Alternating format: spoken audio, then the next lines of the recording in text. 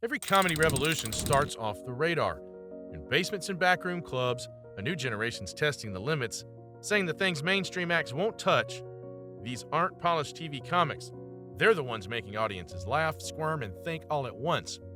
Right now, underground comedians are standing on that edge. They're unpredictable, and just one viral a moment away from blowing up. Let's start with number one, Vidushi Swaroop. Known for her sarcasm, Vidushi Swaroop is one of the many upcoming names in India's stand-up comedy and writing realm. She's known for her socially conscious style that pairs up perfectly with her willingness to poke at cultural taboo, a trait that makes the audience go into both hysterics and contemplation. One of her viral and most controversial moments came up when she called prostitution a cool profession, attracting a heated backlash.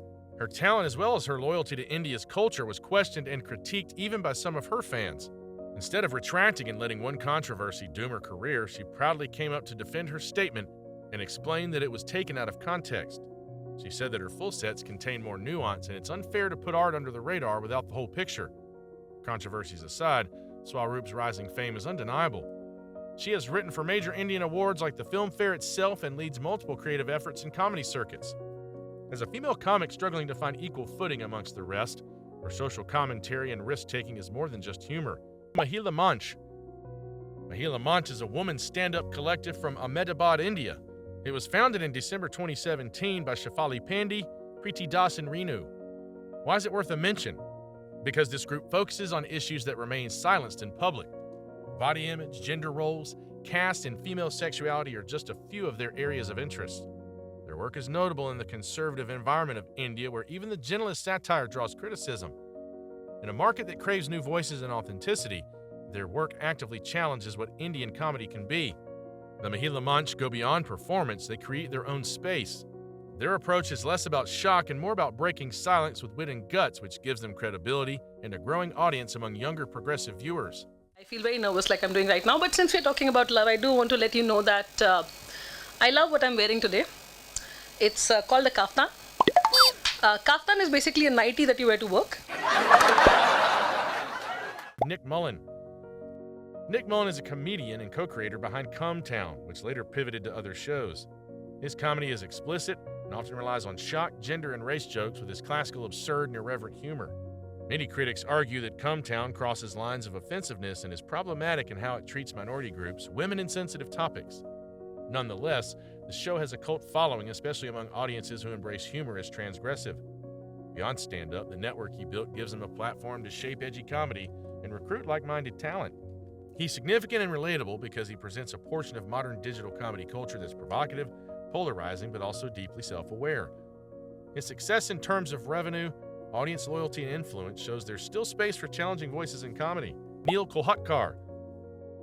Neil Kolhatkar is an Australian comedian known for blending stand-up, sketch, and YouTube content into the best kind of entertainment. He uses topics like cultural identity, social awkwardness, and stereotypes as comedic devices. While many applaud his clever manipulation of stereotypes, some critics argue that his use of racial or accent-based humor might reinforce biases. Kolhatkar's rise is fueled by his digital savviness. His sketches and stand-up bits gain traction on YouTube and social platforms and gives his work global exposure. He also tours internationally, leveraging both Indian diaspora and Western audiences, and that's how he serves as a bridge that makes audiences drawn towards the cross-culture comedy.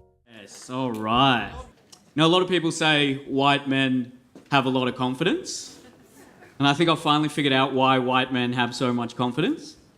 Because no matter what you look like as a white guy, an Asian woman will always marry you. Yeah. Comparatively, his risk-taking is more measured than the others, which is a very smart move to avoid backlash while still carving out space for his bold, resonant opinions. Sophie Duker.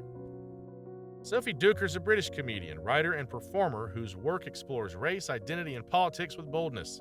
She's unafraid to spark debate, like the time her Kill Whitey joke on Frankie Boyle's New World Order drew over 1,300 formal complaints. You were talking about those capitalist myths are so prevalent today, they're so real today. Like the myths that we have about Black power, like Black power, Wakanda, it's still a world where Africa was never colonized, was never pillaged for its resources. Like white power is Trump Tower. Like these things are put against each other, but when we say we want to kill Whitey, we don't really mean we want to kill Whitey, we do.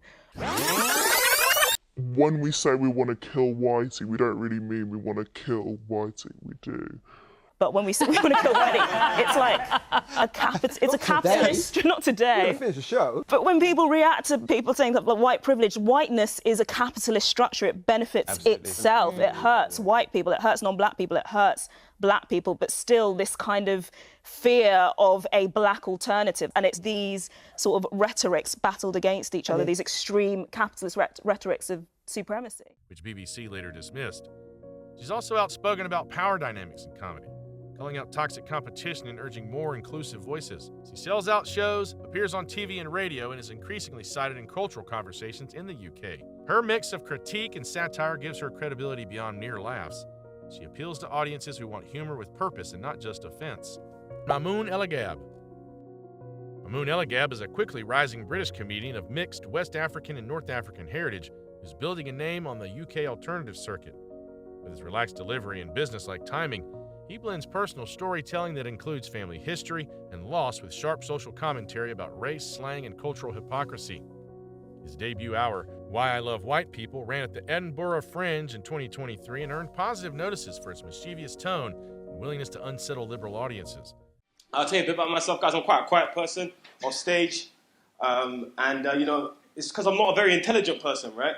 It's because my grandmother told me as a kid, it is better to be assumed a fool than open your mouth and remove all doubt. Reviewers have highlighted his knack for tweaking liberal guilt and for turning awkward cross-cultural moments into punchlines. He's considered up and coming because of the strong festival traction and finalist placements in key comedy competitions that makes his name known.